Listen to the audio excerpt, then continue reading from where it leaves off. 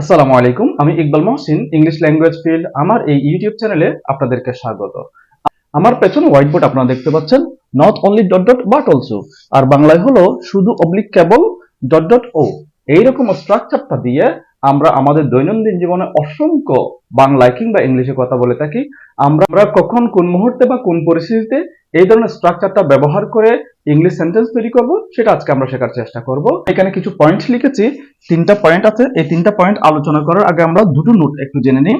একটা হচ্ছে দুটো বিষয়ের উপর জোর দেওয়ার জন্য আমরা এই স্ট্রাকচারটা ফলো করব। দুটো বিষয় কি কি সেটা আমরা এখানে পাবো, একটু পরে সেটা আলোচনা করছি। তারপরে বাংলায় বা বাংলা বাক্যে আমরা পাবো শুধু ডট ডট ও অথবা কেবল ডট ডট ও। এখন এই তিনটা পয়েন্টের মাধ্যমে আমরা জেনে নেব এই স্ট্রাকচারটা কখন আমরা ফলো করব। নাম্বার ওয়ান আছে একজন ব্যক্তি, অর্থাৎ একটি সাবজেক্ট। এখানে ব্যক্তি হতে পারে, বস্তু হতে পারে। আমি শুধু ব্যক্তি লিখেছি। একজন ব্যক্তি দুটি কাজের মধ্যেই দুটিই করেন, সেই কথাটাকে উনি জোর দেওয়ার জন্য বা স্ট্রেস দেওয়ার জন্য এই ধরনের স্ট্রাকচারটা আমরা ফলো করে থাকি। নাম্বার টু তে আছে ব্যক্তি একজন, কাজ একটি, কিন্তু এই একটি কাজ একজন ব্যক্তি দুটি অবজেক্টকে বা দুটি নাউন বা প্রোনাউনকে উদ্দেশ্য করে অথবা দুটি নাউন বা প্রোনাউনের জন্য এই কাজটি করে থাকেন। একজন বা সাবজেক্ট একটি, কাজও একটি, কিন্তু একটি কাজ দুটি অবজেক্টকে উদ্দেশ্য করেই করে থাকেন। এই ধরনের ক্ষেত্রে আমরা এই স্ট্রাকচারটা ব্যবহার করব। নাম্বার থ্রিতে আছে দুইজনের, দুইজনই, অর্থাৎ সাবজেক্ট দুটি বা ব্যক্তি দুজন, তাদের দুজনাই একটি কাজ করবেন। অর্থাৎ কাজ একটি কিন্তু সাবজেক্ট অথবা ব্যক্তি দুজন, ওই একটি কাজ দুজনের দুজনেই করেন। এই ধরনের কথাগুলোকে আমরা বাংলা থেকে ইংলিশে রূপান্তরিত করার জন্য এই স্ট্রাকচারটা ফলো করব। এখানে যে তিনটি পয়েন্ট আছে, তিনটি পয়েন্ট আমরা তিন ধরনের উদাহরণ দিয়ে আলোচনা করব। চলুন আমার সাথে। একটু আগে আমরা যে তিনটি পয়েন্ট আলোচনা করেছিলাম তার মধ্যে দ্বিতীয় পয়েন্টটি ছিল কর্তা একজন বা সাবজেক্ট একটি বা মানুষ একটি, অর্থাৎ যিনি কাজ করবেন তিনি একজন, তিনি একটি কাজ করবেন এবং দুটি উদ্দেশ্যে কাজ করবেন, অথবা দুটি নাউনের জন্য কাজ করবেন, অথবা দুটি অবজেক্টের জন্য তিনি কাজ করবেন। অর্থাৎ সাবজেক্ট এক, কাজ এক, কিন্তু উদ্দেশ্য দুইজন অথবা দুটি। এই ধরনের বাংলা বাক্যকে কিভাবে আমরা ইংলিশে পরিণত করব চলুন আমরা একটু দেখে নেই। এক নাম্বার আছে সে শুধু বই না কলমও কিনবে। সে একটি সাবজেক্ট, কেনা বা কিনবে একটি ভার্ব, সাবজেক্ট এক, ভার্ব এক, কিন্তু কাজ হবে দুটি উদ্দেশ্যে বা দুটি অবজেক্টকে নিয়ে। একটা হচ্ছে বই, একটা হচ্ছে কলম। এই বই এবং কলম দুইয়ের জন্য আমরা নট অনলি বাট অলসো ব্যবহার করব। যখন এই ধরনের আমরা বাংলা বাক্য পাবো, অর্থাৎ সাবজেক্ট একটা, কাজও একটা, কিন্তু অবজেক্ট দুটি, সেক্ষেত্রে আমরা কিভাবে এটাকে আমরা ইংলিশে পরিণত করব। ইংলিশে পরিণত করার জন্য প্রথমে আমরা বাংলা বাক্যে দুটি অবজেক্টকে চিহ্নিত করব বা দুটি নাউনকে চিহ্নিত করব। তারপর নট অনলি লিখবো অথবা বলবো। এরপর প্রথম অবজেক্টটা বসিয়ে দিব, নট অনলির পরে আ বুক। তারপর বাট অলসো বসাবো এবং দ্বিতীয় অবজেক্টটা বসিয়ে দিব আ ফ্যান। বাক্য থেকে আমরা কি পেলাম? শুধু বই না কলমও। এটার জন্য আমরা পাইলাম কি? Not only a book but also a fan. এটা আমরা পেয়ে গেলাম। আর বাকি আছে সে কিনবে। সে মানে হি, কিনবে মানে উইল বাই। অর্থাৎ পুরো বাক্যটা হয়ে গেল কি? হি উইল বাই নট অনলি, এই নট অনলি আসলো, আ বুক এখান থেকে বসিয়ে দিলাম, স্ট্রাকচার থেকে বাট অলসো আসলো, তারপর দ্বিতীয় অবজেক্টটা বসিয়ে দিলাম। হি will buy not only a book but also a fan. এই একটা স্ট্রাকচারকে বেস করে আমরা অসংখ্য সেন্টেন্স তৈরি করতে পারি। যেমন he will buy not only fish but also meat. He will buy not only shirts but also pants. দুই নম্বরটা একটু দেখি। আমি কেবল মোবাইল না ল্যাপটপও কিনেছি। অর্থাৎ আমি মোবাইলও কিনেছি, ল্যাপটপও কিনেছি, দুটি কিনেছি। এই যে দুটি কিনেছি সেটাকে স্ট্রেস দেওয়ার জন্য এই ধরনের আমরা বাংলা বাক্য তৈরি করি বা বাংলা বাক্য বলি। এটাকে ইংলিশে রূপান্তর করার জন্য আমরা দেখবো যে একজন সাবজেক্ট কিনা, কর্তা একজন, আমি কিনেছি, আমি একজন, কেনা একটা কাজ, কাজ একটি, কেনা বাই, কিন্তু দুটি জিনিস, একটা হচ্ছে মোবাইল, একটা হচ্ছে ল্যাপটপ। তার মানে আমরা এই স্ট্রাকচারটা ফলো করতে পারি। তারপর আরেকটা জিনিস দেখবো কি? কেবল আছে, এই যে কেবল, তারপর ও আছে, ও আছে, কেবল আছে, ও আছে, দুটি নাম আছে, একটি কাজ আছে, একজন সাবজেক্ট আছে। অর্থাৎ এই স্ট্রাকচারের মধ্যে পড়ে গেল। সেক্ষেত্রে এই সেন্টেন্সটাকে আমরা বাংলা থেকে ইংলিশে রূপান্তরিত করার জন্য প্রথম যে মোবাইল শব্দটা আছে তার আগে নট অনলি বসিয়ে দিব, নট অনলি আ মোবাইল, তারপর বাট অলসো বসিয়ে দিব স্ট্রাকচার অনুযায়ী, আ ল্যাপটপ, এই ল্যাপটপ শব্দটা বসিয়ে দিলাম। তাহলে কেবল মোবাইল না ল্যাপটপ, এটার জন্য আমরা পেয়ে গেলাম not only a mobile but also a laptop. এরপর বাকি আছে আমি কিনেছি। আমি মানে আই, কিনেছি মানে পাস্ট টেন্স বিদায় বট। I bought not only a mobile but also a laptop. Mobile এবং ল্যাপটপ এই দুটো শব্দের পরিবর্তে আপনি অন্য দুটো শব্দ বসিয়ে নিজে অসংখ্য সেন্টেন্স তৈরি করে ফেলতে পারেন। 3 নম্বরটা একটু দেখি। তিনি এই দোকানের শুধু ম্যানেজার না, মালিকও। তিনি একজন অর্থাৎ কর্তা এক, এখানে কাজও এক, কাজ হিসেবে আমরা বিভাগ পাবো। তারপর এখানে ম্যানেজার একটা শব্দ আছে, মালিক একটা শব্দ আছে, অর্থাৎ তার দুটি সত্তা, দুটি পরিচয়। এইরকম যদি সেন্টেন্স বাংলায় পাই, তাকে আমরা ইংলিশে করার জন্য আমরা এই স্ট্রাকচারটা ফলো করতে পারবো। এখানে একজন মাত্র মানুষ, তার পরিচয় দুটি। এই একজন মানুষকে আমরা একজন কর্তা বলতে পারি, তার পরিচয় প্রকাশ করছি বিদায় এখানে আমরা ভার্ব হিসেবে দি ভার্ব পাবো, অর্থাৎ একটি ভার্ব পাবো, উদ্দেশ্য দুটি বা পেশা দুটি বা পরিচয় দুটি। একটা হচ্ছে ম্যানেজার আর একটা হচ্ছে মালিক। সেই হিসেবে আমরা নট অনলি বাট অলসো এটা ব্যবহার করতে পারি। নট অনলি কখন ব্যবহার করব? নট অনলির পর ম্যানেজার বসিয়ে দিব, বাট অলসোর পর ওনার বসিয়ে দিব। এর শুধু ম্যানেজার না, মালিকও। এই কথাটার জন্য not only a manager but also a owner, এই কথাটি আমরা পেয়ে গেলাম। বাকি আছে কি? তিনি এই দোকানের। তিনি মানে হি, যেহেতু মালিকানা প্রকাশ করছে এবং বর্তমান সময় বোঝাচ্ছে, সেজন্য ইজ বসবে, he is not only a manager but also a owner. এই দোকানের কথাটা শেষে চলে যাবে অফ দিস শপ, অর্থাৎ হি is not only a manager but also a owner of this shop. এই বাক্য থেকে ম্যানেজার এবং মালিক এই দুটো শব্দ সরিয়ে আপনি আপনার প্রয়োজন মতো শব্দ বসিয়ে নিজেই অসংখ্য সেন্টেন্স তৈরি করে ফেলতে পারেন চাইলে। 4 নম্বর আছে, লোকটি শুধু বাংলা না, ইংলিশও বলতে পারেন। লোকটি একজন, বলতে পারা মানে ক্যান স্পিক, অর্থাৎ একটি কাজ, একজন কর্তা একটি কাজ, উদ্দেশ্য অথবা অবজেক্ট দুটি, একটা হচ্ছে বাংলা, একটা হচ্ছে ইংলিশ, এবং দুটিই করতে পারেন বিদায় দুটির উপর জোর দেওয়া হচ্ছে বা স্ট্রেস দেওয়া হচ্ছে বা এমফাসাইজ করা হচ্ছে। আর বাংলায় আমরা কি পাচ্ছি? শুধু এবং ও, শুধু ও।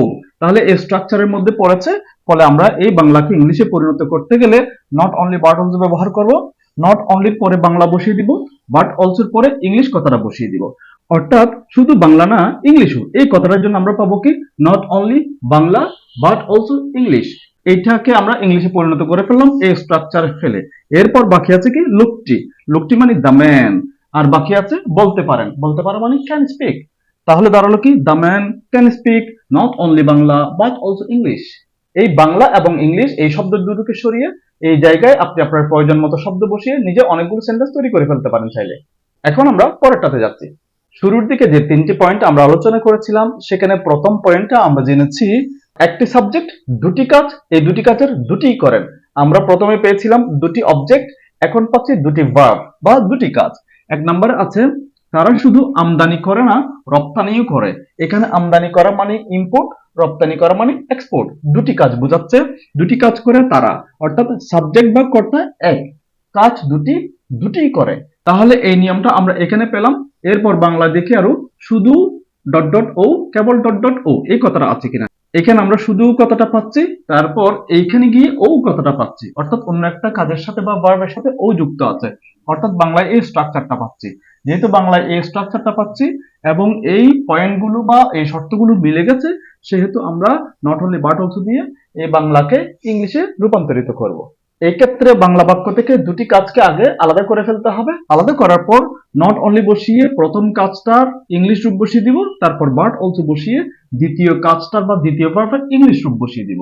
তাহলে শুধু আমদানি করে না, রপ্তানিও করে, এই কথাটা আমরা নিয়ে আসতে পারবো। তাহলে আমরা দেখি, স্ট্রাকচার থেকে আমরা নট অনলি বসালাম, আমদানি করা মানে ইম্পোর্ট, নট অনলি ইম্পোর্ট। তারপর স্ট্রাকচার অনুযায়ী আমরা বাট অলসো বসিয়ে দিলাম, রপ্তানি মানে এক্সপোর্ট। তাহলে শুধু আমদানি করে না, রপ্তানি করে, এটার জন্য আমরা পাইলাম কি? Not only import but also export.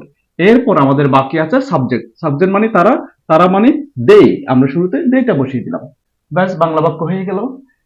এই ধরনের বাংলা বাক্য যদি পেয়ে থাকি, অর্থাৎ একটি সাবজেক্ট দুটি ভার্বে দুটি করেন, এই ধরনের বাংলা বাক্য যদি আমরা পাই, দুটি ভার্বের জায়গায় আপনি আপনার প্রয়োজন মতো দুটি ভার্ব বসাবেন, তারপর নট অনলি বসিয়ে প্রথম ভার্ব বসাবেন, বাট অলসো বসিয়ে দ্বিতীয় ভার্ব বসাবেন, এরপর শুরুতে সাবজেক্টটা বসিয়ে দিবেন, ব্যাস হয়ে গেল। আরো দুই একটা উদাহরণ আমরা দেখে নিই। 2 নম্বরে আমরা পাচ্ছি, শিশুটি কেবল গাইতে না, আঁকতেও পারে।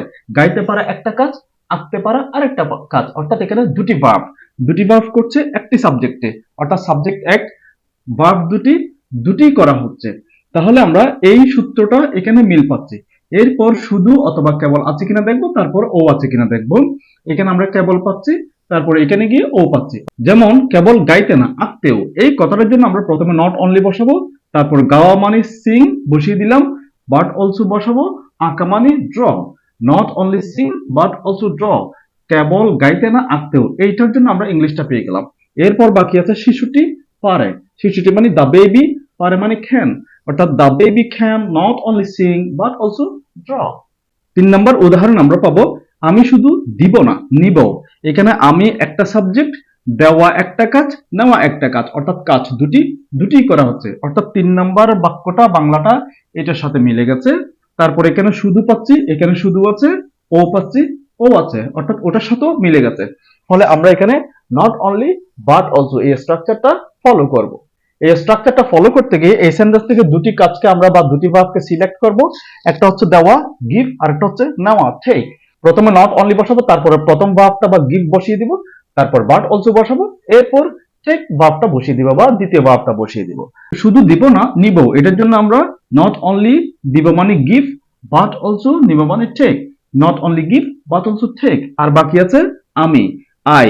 যেহেতু ভবিষ্যতের কথা বলা হচ্ছে, নিব দিব এটা ভবিষ্যৎ বলা হচ্ছে, সেজন্য এখানে উইল বসবে। I will not only give but also take. 4 নম্বর উদাহরণটা হলো, আমরা শুধু দেখি না, শুনিও। শুধু এবং ও, এখানে আমরা পাচ্ছি শুধু ডট ডট ও।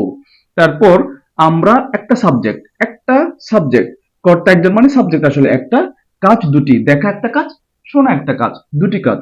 এই দুটি কাজই করা হচ্ছে, অর্থাৎ এই শর্তটা মিলে গেছে, এই শর্তটা মিলে গেছে। ফলে এখানে আমরা নট অনলি বাট অলসো স্ট্রাকচারটা ফলো করব।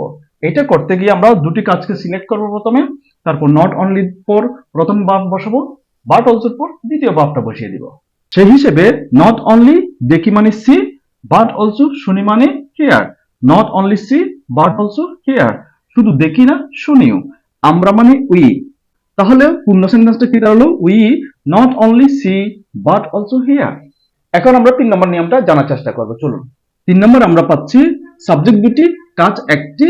এই একটি কাজ এই দুটি সাবজেক্টেই করে থাকেন, দুজনেই করে থাকেন ওই একটি কাজ, অথবা একই ধরনের বৈশিষ্ট্য দুইজনের মধ্যে আছে, একই ধরনের পেশায় দুইজন আছেন, একই ধরনের জিনিসের মালিকানা এই দুজন, অর্থাৎ জিনিস একটা বা কাজ একটি, কিন্তু সাবজেক্ট বা কর্তা দুইজন, অর্থাৎ কাজ একটি, সাবজেক্ট দুটি।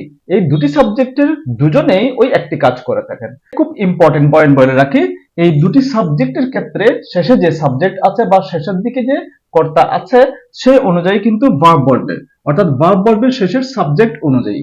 শেষের সাবজেক্ট যদি সিঙ্গুলার হয় ভার্ব সিঙ্গুলার বসবে, শেষের সাবজেক্ট যদি প্লুরাল হয় ভার্ব প্লুরাল বসবে। চলুন আমরা দেখে নিই। শুধু তুমি না, আমিও খেলবো। খেলা একটি কাজ, করবে কারা কারা, শুধু তুমি না আমিও, অর্থাৎ আমি একটা সাবজেক্ট, তুমি একটা সাবজেক্ট, সাবজেক্ট দুটি, কাজ হচ্ছে একটি। শুধু কথাটি আছে, ও কথাটি আছে, সেই হিসাবে এই শর্ত মিলেছে, এই শর্ত মিলেছে। যেহেতু সাবজেক্টের বিষয় আমরা জানি সাবজেক্ট আগে বসে, সেহেতু এই বাংলাকে ইংলিশে করার জন্য আমরা শুরুতে নট অনলি বাট অলসো বসিয়ে দিব। নট অনলি বসাবো, প্রথম সাবজেক্ট বসাবো তুমির জন্য ইউ, তারপর বাট অলসো বসাবো, দ্বিতীয় সাবজেক্ট আমি শব্দের জন্য আই বসাবো, এবং ফিউচার যেহেতু সেহেতু উইল বসবে, আর ভার্বটা বসে যাবে একটি মাত্র ভার্ব। তাহলে হলো কি, not only you but also I will play. এখানে আমরা জেনেছি কি ভার্ব শেষের সাবজেক্ট অনুযায়ী হয়। এই ধরনের স্ট্রাকচারে, অর্থাৎ দুটি সাবজেক্টের দুটি একটি কাজ করেন, এই ধরনের স্ট্রাকচারে আমরা শেষে যে সাবজেক্ট পাবো সেই অনুযায়ী ভার্ব বসবে। আই অনুযায়ী উইল হয়েছে, যদি উইল কথাটা ইউর সাথেও যায় তাহলে আমরা এই জায়গায় কিন্তু ফোকাস করব। এইরকম আমি এবং তুমি, অর্থাৎ প্রথম সাবজেক্ট দ্বিতীয় সাবজেক্টকে সরিয়ে এই জায়গায় আপনি আপনার প্রয়োজন মতো দুটি সাবজেক্ট বসিয়ে নিজেই তৈরি করে ফেলতে পারবেন অসংখ্য সেন্টেন্সে। 2 নম্বরটা আমরা একটু দেখে নিই। শুধু ইউকে না, ইউএসএও শক্তিশালী। এখানে শক্তিশালী একটা বিষয়, সাবজেক্ট ইউকে একটা, ইউএসএ একটা, দুটাই আছে, শুধু কথাটা আছে, ও কথাটা আছে। দুটি সাবজেক্ট, কাজ একটি বা পরিচয় একটি বা গুণ একটি, এবং এই একটি গুণ একটি পরিচয় বা একটি কাজ দুজনের মধ্যে আছে, সেজন্য আমরা নট অনলি বাট অলসো স্ট্রাকচারটা ফলো করব। যেহেতু এটা সাবজেক্টের বিষয় সেহেতু নট অনলি বাট অলসো আগে চলে আসবে। তাহলে নট অনলি বসবে, প্রথম সাবজেক্টটা বসবে ইউকে, ইউকে লিখতে গিয়ে দি লিখতে হবে, নট অনলি দি ইউকে, তারপর বাট অলসো লিখে দ্বিতীয় সাবজেক্টটা বসাবো, বাট অলসো লিখলাম, দ্বিতীয় সাবজেক্ট ইউএস এর আগেও দি বসাতে হয় আর্টিকেলের নিয়ম অনুযায়ী। দি ইউএসএ এখানে বসালাম, তারপর ইউএসএ কথাটার জন্য ইজ বসেছে। এখানে ইউকে এবং ইউএসএ দুটাকে একসাথে একত্রিত করে তার জন্য ভার্ব বসবে না, ভার্ব বসবে শেষের সাবজেক্ট অনুযায়ী। শেষের সাবজেক্ট যেহেতু দা ইউএসএ সিঙ্গুলার পারসন সেহেতু ইজ বসেছে এবং শক্তিশালী কথাটার জন্য পাওয়ারফুল বসেছে। 3 নম্বরে আছে কেবল আমার বাবা না তোমার বাবাও ভালো। এখানে ভালো একটা গুণ বা একটা কাজ বা একটা পরিচয় হবে, সাবজেক্ট হবে দুটি। আমার বাবা একটা সাবজেক্ট, তোমার বাবা একটা সাবজেক্ট, সাবজেক্ট দুটি। দুজনের মধ্যে এই গুণটি থাকবে, দুজনেই এই কাজটি করবে অথবা দুজনেরই একই রকম পরিচয়। তখন আমরা এই স্ট্রাকচারটা ফলো করব আর শুধু অবলিক কেবল ডট ডট ও এটা আছে, কেবল আছে, ও আছে, তাহলে আমরা নট অনলি বাট অলসো এই স্ট্রাকচারটা এখানে ফলো করতে পারবো। যেহেতু সাবজেক্টের বিষয়ে একটু আগে বলেছি সেহেতু নট অনলি বাট অলসো বাক্যের শুরুর দিকে বসবে। নট অনলি বসবে, তারপর প্রথম সাবজেক্ট আমার বাবা এটার জন্য মাই ফাদার বসবে, তারপর বাট অলসো বসবে, দ্বিতীয় সাবজেক্ট তোমার বাবা মানে ইউর ফাদার এই কথাটি বসবে। Your father third person singular number এবং এটা বর্তমান কালের বিদায় তার জন্য ইজ বসেছে। এরপর ভালো কথাটার জন্য গুড শব্দটা বসেছে। 4 নাম্বার আছে শুধু রহিমের না করিমেরও বাইক আছে।